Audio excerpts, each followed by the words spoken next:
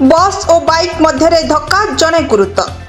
गजपति जिला Gosani block 7 mile छक ग्राम निकट में बस और बाइक मध्य धक्का घटी बाइक चालक गुरुतर जनापड़ी। घटना प्रकाश जे आज अपराह्न प्राय 4 घंटा समय अडबारू पारलाखेमुंडी आसुथिबा घरोई बस को पारलाखेमुंडी उपलड़ा जाउथिबा बाइक टी धक्का होइथिला।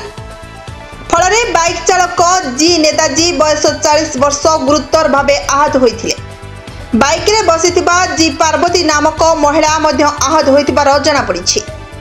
उभय को स्थानीय लोके 108 आंबुलांस डकाई पारलाखेमुंडी स्थित जिला मुख्य चिकित्सालय को चिकित्सा निमंते पठाई देथिले।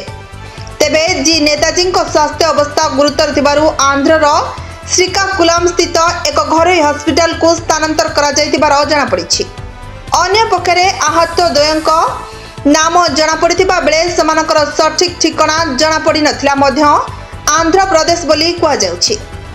Bureau report Subhadra news.